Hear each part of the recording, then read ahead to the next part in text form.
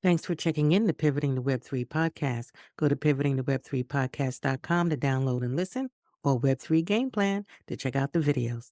Thank you. Good morning, good afternoon, good evening. Welcome, welcome, welcome. Welcome to Pivoting to Web3 podcast. And today we have Yaakov Sash. And he's a real important figure in the Web3 and blockchain space, known for his expertise and contributions to the field.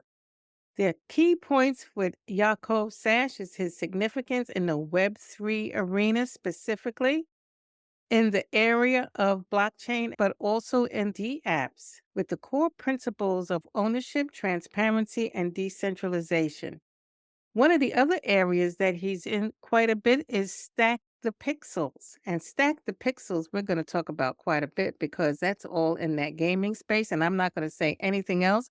I don't want to steal his thunder. I'm excited to have him. Somebody who's in the gaming, blockchain, NFTs, Web3. He's here and he's going to answer some questions for us and tell us everything we need to know. So, Yaakov, say hello to your audience and ours. How are you doing today? Tell us a little bit about yourself that we need to know today on where you're going in the future. Absolutely. It is so nice to be here today, with you and speaking to your audience. I think a lot of people get scared about Web3 because it's a buzzword, but I'm going to try to demystify it as best I can. A little bit about myself. I have been in the gaming space from when I was 10 years old. I wrote my first game, the Mhm. Pac-Man ripoff, which I was very proud of. And then I basically started working. I was writing custom software for small businesses when I was a teenager. So I was a developer from very young. And then I got kidnapped, I guess, by Wall Street. I started working for Merrill Lynch on the trading floor before I even graduated college. So I was very young and I was a big shot. I was really excited, building some really cool tech, so trading systems. It was a lot of fun. I did that for many years, and then I worked for some of the world's biggest banks, and then I eventually got to Credit Suisse, and there I built up a blockchain team in the space of digital assets, digital asset markets, technology. I ran that for a few years. But we did a lot of the tokenizing of the real world assets. So real estate and then other, financial, real financial products like that. But I never lost my love for gaming. A number of years ago, I thought about, you know, I would commute back and forth. This is pre-COVID, of course. Mhm, I mhm. would be commuting back and forth to your work, and then you'd have a stressful day, and I would play a game, and you play a puzzle game, like because that's what you have on your phone.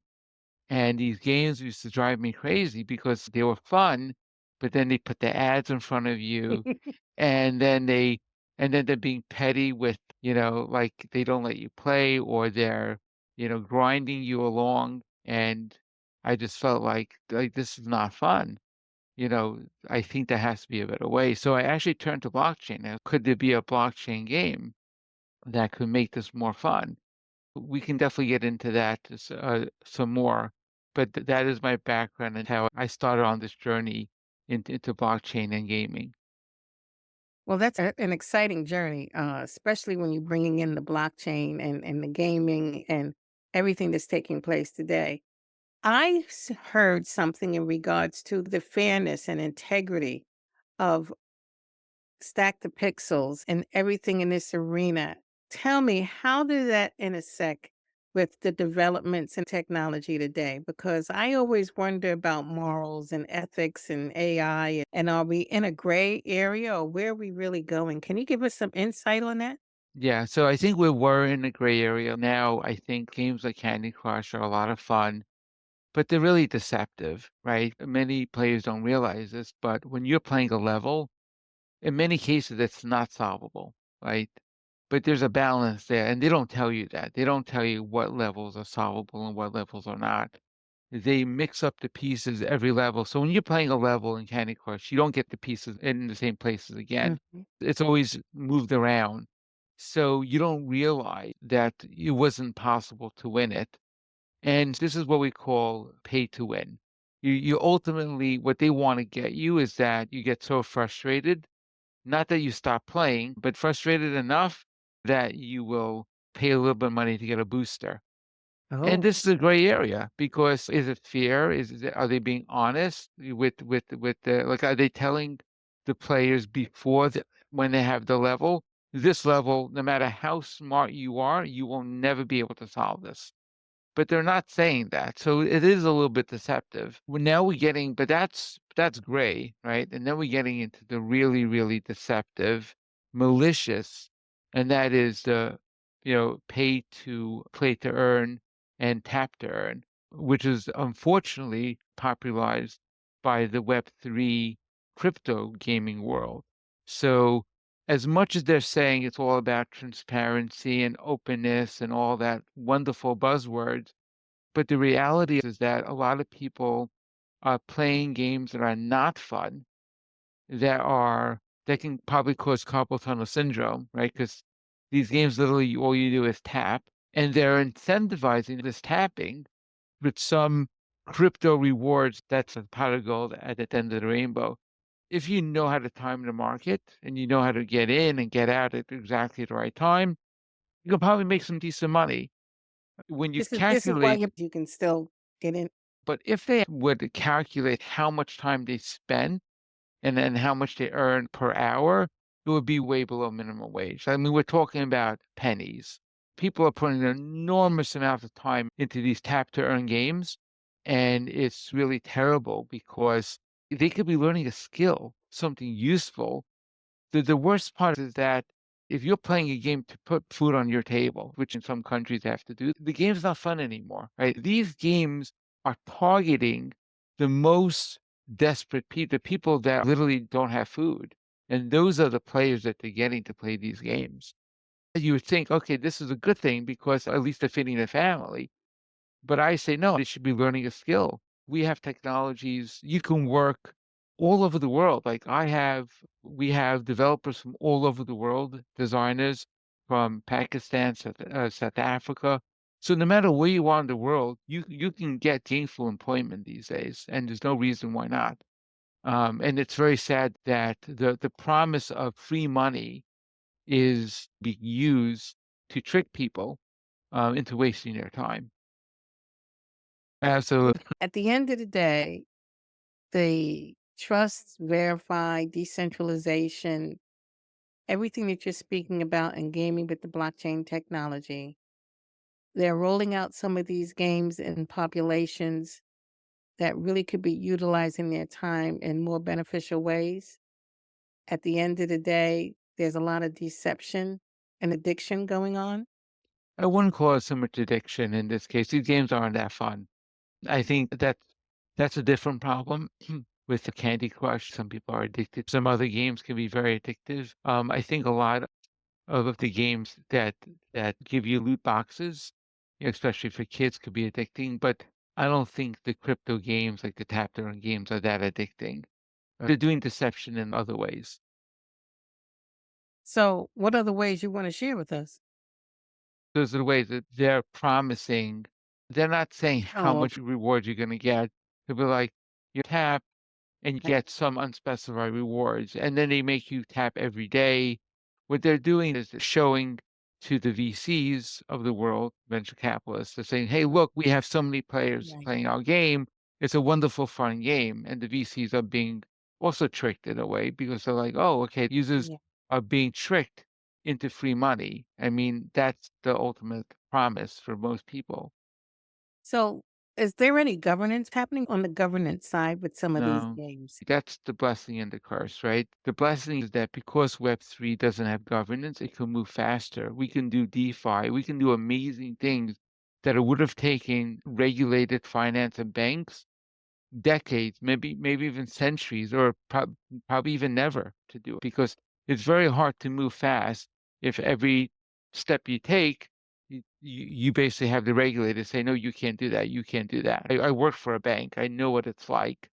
So Web3 shines in that area.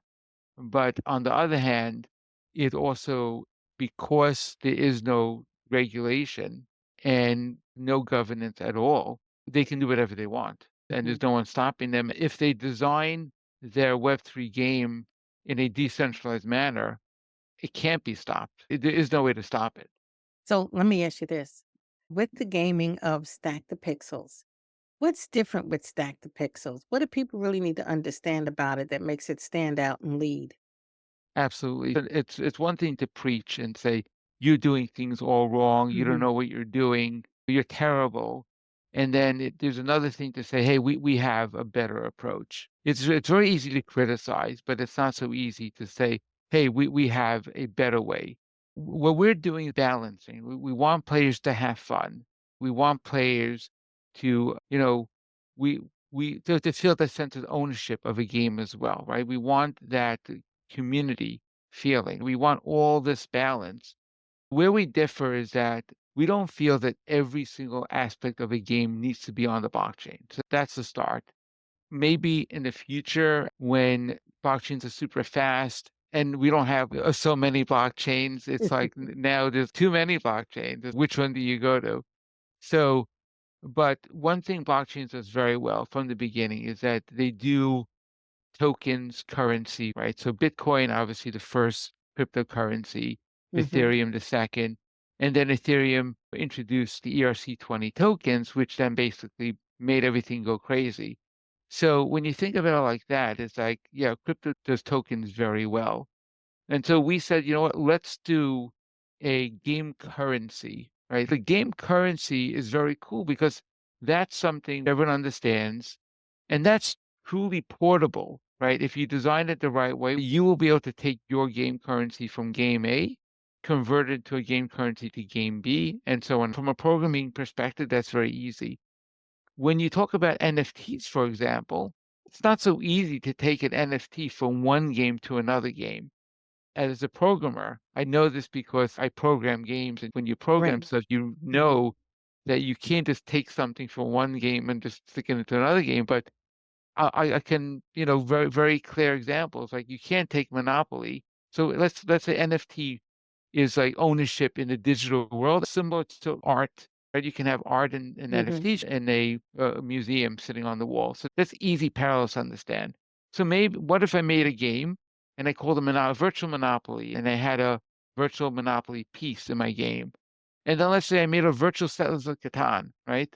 And I had pieces and they made them NFTs, right? And people can buy them and sell them. Just because you have two games in the digital world that parallels two games in the physical world, you can't take your Monopoly piece and move it into Settlers of Catan. The game's not balanced. It's not like, what does that piece do? It's the same thing in an NFT. Just because you make it into an NFT doesn't mean it's automatically portable between games. You can have a game that has a sword NFT. That sword NFT, the game has certain, could be a Dungeons and Dragons type game, right? And Mhm. then you have a card game. So just because you own that sword doesn't mean you can then bring it into the card game. What, you gonna start cutting the cards in half? How does that fit in? Everyone loves to talk about NFTs and how wonderful it is for gaming, but there's very little functionality that will be supported unless it's specifically built in. So you need to have the developers of one game talk to developers of another game and say, this is how we're going to build compatibility. Similar games can have, certain Fortnite could that has certain things in Mhm. there could work with another, violent type, fighting type game. But the developers need to work together. You don't get anything for free. So basically, you're talking about interoperability. Um, Absolutely. That's the and word. do you see that happening with blockchain technology as well, or is everything still going to stay kind of like it is now? I really hope that we consolidate because I think that for blockchain to be successful long term, it's still an experiment for traditional Mhm. finance. It's not something that the banks are using completely. It's very limited where they're using it. And for the people that think crypto is bigger than traditional finance, you don't understand the magnitude of what traditional finance is doing. You're talking about quadrillions. That's like 1,000 trillion, right? Of dollars of value versus the entire crypto is what, maybe a few, trillion we're talking. So the magnitude is completely at a different scale. It's still an experiment until it's going to become, I'm not saying we need to have one blockchain for everything, Mhm. but we definitely need to get down to a handful. It's just too many out there. The blockchain that can get Wall Street to get true customers, not just crypto and not just like, crypto solution, but it can get traditional finance underneath its umbrella will probably be the one that would end up consolidating and become dominant. So it will take a while. It's not something that is going to happen anytime soon. Do you see any differences or similarities with gaming across the globe in different arenas? And do you have any preferences based on what trends you're seeing out there today? I don't have a preference right now. As I say, I'm blockchain agnostic. I would work with all blockchains. It's just too early to make a bet on any particular blockchain, but I'm definitely open to working with all of them. And one of the fun things about what I'm doing in the gaming space is that my goal is to create. So let me back up a little bit what we're doing, and then we can speak more about the game. We're starting with what we call non-digital game currency. This is game currency backed by blockchain, but it's not something that players can necessarily have full control over. We're using blockchain from a trust and integrity standpoint, and to allow players to have portability between different games. Step two is that we will have a regulated game currency. A regulated game currency would be something like a cryptocurrency, except that it will be regulated. And this is something that the AAA game publishers can get around. This is something you would never have. Any AAA game publisher would never touch a cryptocurrency in their life because it's not worth it for them to deal with regulatory issues and challenges and jail time. If you don't do crypto the right way, you can wind up in jail, right? So it's not worth it for people to do that, especially if you have good brands and if you Mhm. have good IP. Why would you take a chance? Crypto, on the other hand, the games, like they don't have good IP, right? They don't have good games. So of course they're trying to do whatever they can to get the users, to get the players. But if you have a good brand and if you have millions of players, you're not running to crypto. But there's definitely a value with the benefits of meme coin. People love to have ownership of the things that they love. Mhm. And that's why meme coins have exploded. Meme coins have zero uses, right? And people just want to buy them because people love to collect things. People love things that they feel emotional connected with. And we know that games now is a bigger it makes more money, right, than Mhm. movies, TV, like video games is the biggest entertainment category. So players want to have that sense of ownership in the game currencies. We will be doing regulated game currency using crypto technology, but in a regulated way. This way, everyone can use it, investors can use it. There won't be any rug pulls. There won't be any malicious or abuse of, leveraging the decentralized nature of the blockchain to do things that harm people. We don't want that. We want this to be something that will be used for good and to benefit people and to bring people more joy and more entertainment into their lives. So is that bringing us more towards the community and building community at this time, which is really important? That seems to be a big shift. So that impact, along with building community, do you see it going into any other medical spaces or mental health or different arenas? Can you talk a little bit about that? Absolutely. So let me speak a little bit about the game because I think that will help your audience understand Yes, where the thank mental you. health benefit comes from. So Exacta Pixel is a whole new game genre, right? This does not exist today. We're reinventing what a game can be. Mhm. Games fit into different categories. You'll have your puzzle games, which are pretty much single players. You can play with other people, but it's parallel play. Like you're on one level, they're on a different level, even if they're on the same level, but it's random. You're not playing together. You don't have Right. that social connection. Then you have games like Fortnite. which are violent and difficult to learn and play.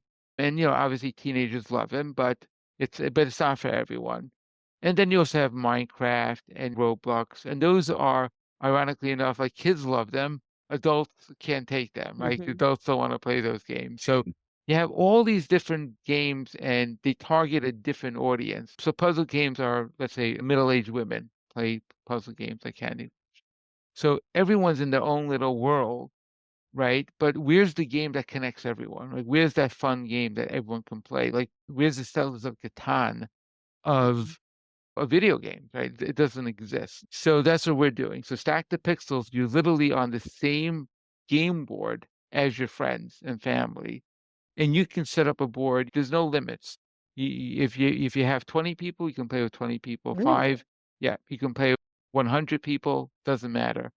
So it gives you that control. You also don't have, like typically with board games, that the physical board games that you always, you take it out and and then you realize that you're missing pieces or you lost instructions and stuff like that. Here it's a match three type game, which is basically you just have to tap the pixel gems. It's very easy for everyone to learn, but it's a challenge because you're playing against other people. That's where a lot of the challenge comes into play. Everyone's on the game board at the same time, but we want it to be more of a relaxing type game. Mhm. So every player has what we call jurisdiction over a particular part of the game board, and they can stack the pixels in that area. We give them, let's say they have 15 seconds. So it's not like an arcade game, which is down to the milliseconds. You Right. can't shoot another player. But we found that this, and we did a lot of play testing, we found that gives players the balance that they like, so they can relax, they can solve the puzzle part of the game, then they can move around and go to another part of the board. They can take jurisdiction away from another player who's taking too much time to think. We give them a score and then do a ranking based on how well you played in the game. So you get a double thing. So you see, you get the leaderboard. You see who is Mhm. in your family. My family is very competitive. Everyone has to know who is the best. You get to know who's the best, and then you get also a monetary in-game currency reward as well. So we give that. And another fun thing is that you're stacking, and this is how we personalize it. So you can stack a family photo, right? Or something that's personal to you. So you're literally painting in a photo. It's like a massive jigsaw puzzle. Mhm. Every block is a pixel. So if you have a large photo, 10,000 pixels by 10,000 pixels, like that's how many pixels blocks that have to be stacked for you to paint in the picture. So it's a very visual, immersive, fun type of game where you feel like you're in the game stacking pixels. Do you have any visuals that you can share now, by chance? I do have a 2-minute video of You wanna of the share it? gameplay. If you wanna share it, you can share it. Go for it. Let me see if I can I bring think that. very helpful, especially for people like me who didn't grow up with all this gaming, video. Hi, Help people looking my at. name's Olivia, and I'll be demoing Stack the Pixels for you today. Let's start by playing a massively multiplayer game. Choose a game board to play. Since there could be millions of players on the game board already playing, the game will seek an open position so you can start playing right away. To play, just stack the pixels by tapping a pixel gem. This gives energy to the pixel gems so they can stack the pixels. When you tap a pixel gem, all contiguous pixel gems of the same color will be stacked together, and those pixels will be painted in. See how the pixel gems stack float to the bottom and turn into painted pixels? Mhm. The order that you stack pixels in matters. Better players will find patterns and earn more points by stacking more pixels with fewer taps. You can move to the left or to the right, but you can only stack if you have active jurisdiction. A player gets active jurisdiction by being the first one to stack in a particular position on the game board, and a player keeps active jurisdiction as long as they stack at least one pixel every 15 seconds. If you don't, watch out. Another player can grab jurisdiction away from you. When you stack, new unstacked pixels are automatically added on top, so you can keep stacking upwards.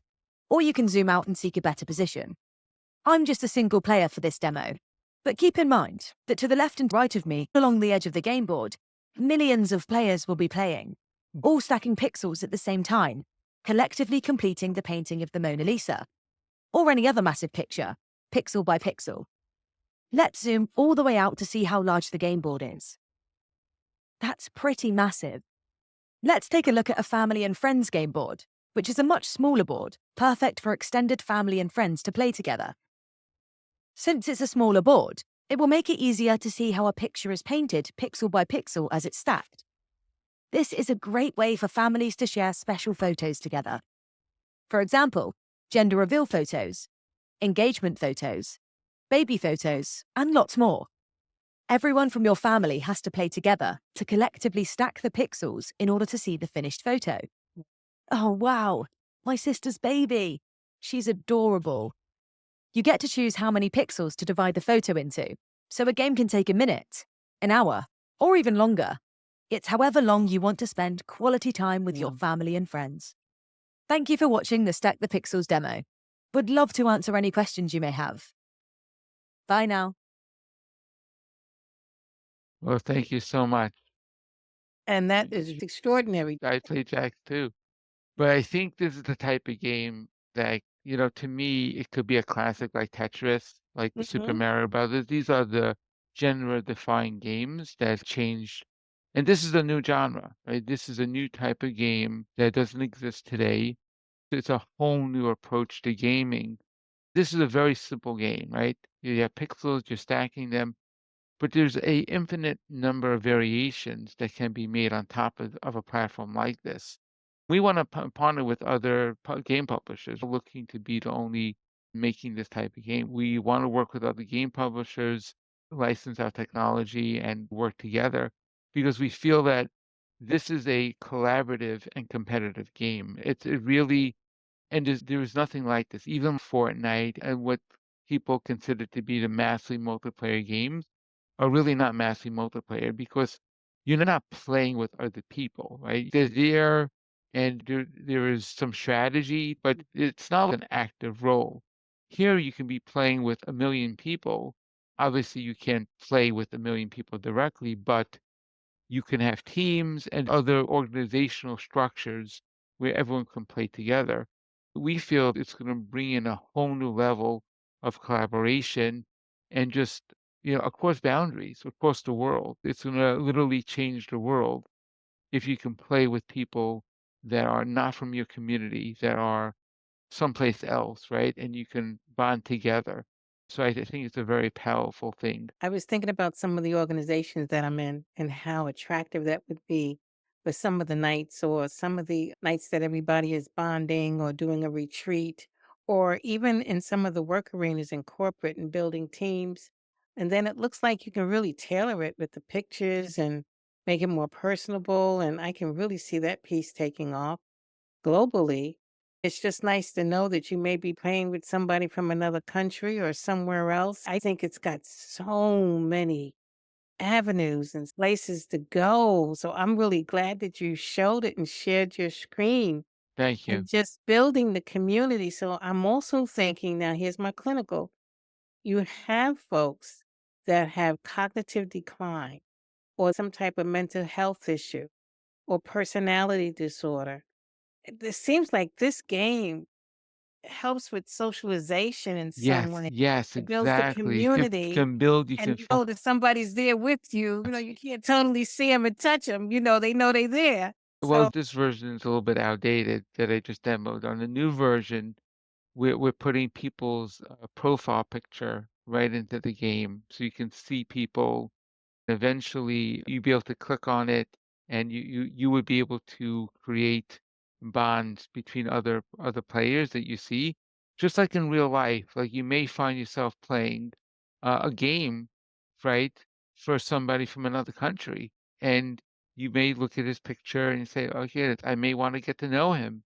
You can set up these so you can meet people that you would never meet in real life. We meet people in our immediate family, our community, at work. But so many people work from home now. We used to meet people, even in the subway, coming from Brooklyn. The subway was a big thing. You used to meet people there. Social media is so negative. positive. This is a positive interactions. It's like you're playing together, even if you're playing side by side. It's almost like you're in it together. You all have to stack the pixels because you all want to finish the picture, right? There's a goal here. You have a common goal with someone else, and everyone's digging the trenches together, but in a more fun way. So, yeah, we think this is going to be great. This is going to change how people play.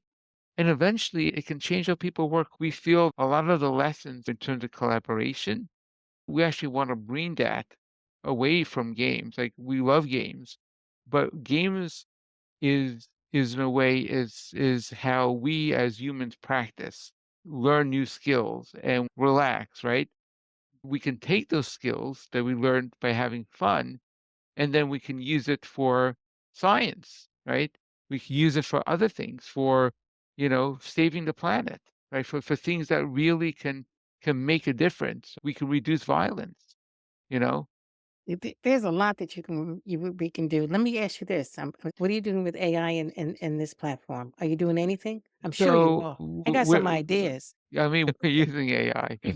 Oh, you're using So the AI with it. I got some ideas. think of it like this.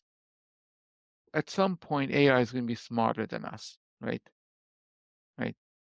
We will need a platform like Stack the Pixels to basically, in real time, augment human knowledge so that we can quickly be smarter than AI, so we can be one step ahead. We need this real time collaboration tool to stay ahead of AI. Stack the Pixels is a game. It's not there yet, but it is something that we're exploring to see if we can use a platform like this to better harness the power of AI. This is my little idea. Yes. You have the global platform, the AI, the languages, the translations. But what if the person playing could talk to somebody in France or England?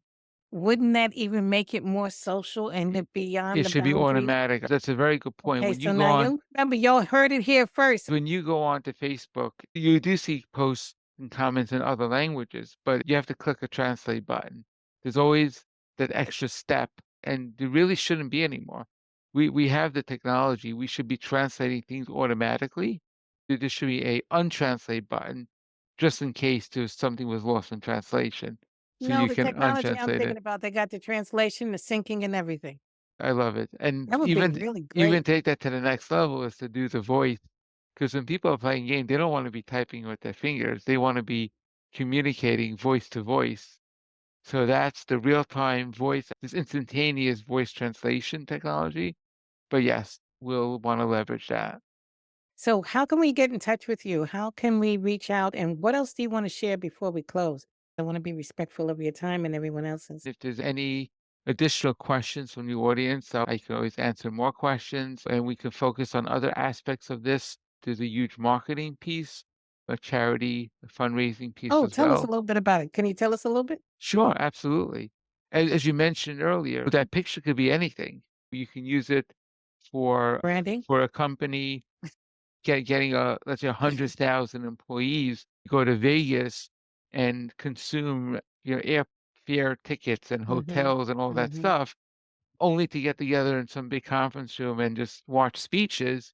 You can have them stay at home and play a massive game of Stack the Pixels, right? And their company logo could be there so that other company perks and surprises could be part of it. From a marketing perspective, the game could become a marketing channel. For example, Nike, right?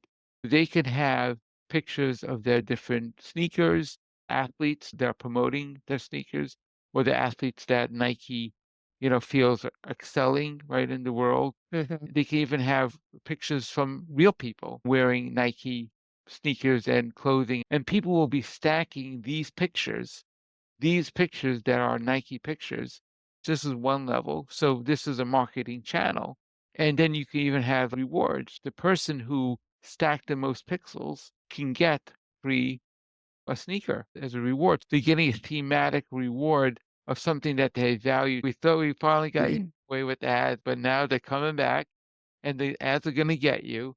And so what do people do now? It's like the ads come on and you run away from it, right? You take your bathroom breaks, you get some more food, some more popcorn, right? People don't wanna watch ads. That's the bottom line. But in a game like Stack the Pixels, the game is the ad. The ad is the game, and you're in it. You're in the ad. So you're not running away from it. You wanna be there. And I'll give you another quick example. For example, let's say Disney is coming out with a new Star Wars movie, right? And this one people wanna see again, right? They fix all the issues, and there's a lot of hype and excitement. Disney's like, "Okay, we're gonna show the trailer, but you first have to stack the pixels, right? We know we have millions of fans out there. Let's see how quickly you can stack the pixels together." So now Disney creates a huge excitement, PR. Obviously, Disney can get the Star Wars fans. Like, that's not an issue. But now the Star Wars fans will bring in their family and friends to help them stack the pixels faster so they can see the trailer faster. So now you have that full where there's a real purpose here, there's a goal here, and people will say, "Okay, I'm gonna help out my family, I'm gonna help them." And so they may now say, "Oh, this actually looks interesting, right? It looks fun." And so that's the point of marketing, right? The point of marketing is to get people interested, and the goal is that Stack the Pixels will be that conduit that's going to allow people to enjoy marketing again and not just run away from it. No, they're not gonna run away from it. They're gonna be running towards it. Plus, I got a bunch of ideas, so I can see this really taking off. People really getting involved with it. Personalization, gamification. There's just so much you can do with this, even from a corporate standpoint, branding, everything you're talking about. And if you have the ads where they're personalized, it may be something they want to look at instead of running from. So, with that said, we can't talk about it all here right now because we had it. What's the best way for somebody to reach out to you? Is it LinkedIn or your website? What would you prefer? Go to stackthepixels.com, and there is a sign up form for early release. The game is not public yet. We're in private beta. But the quicker you sign up, the quicker you get onto the list that you will be asked to actually be the early ones to actually test out the game for us. It'll be a lot of fun. If you want to reach out directly to me, I am Yaakov.Sash at novasphere.com. Novasphere is the parent company of Stack to Pixels. If you can't remember that, it's Yaakov.Sash at stacktopixels.com. Many ways to get in touch with you. There's even a contact form on the website. So There's and no excuse. You're going to have your own page on Pivoting the Web3 podcast. So everything is going to be right there, all your links, the website, and anything else you'd like to display for everybody as well. great. Thank you so much, Donna. Really appreciate you being on Pivoting the Web3 podcast because we're shaping tomorrow together. Thank you, thank you, thank you. We're looking forward to serve. Thanks for checking in the Pivoting the Web3 podcast. Go to pivotingtheweb3podcast.com to download and listen, or Web3 Game Plan to check out the videos. Thank you. We're shaping tomorrow.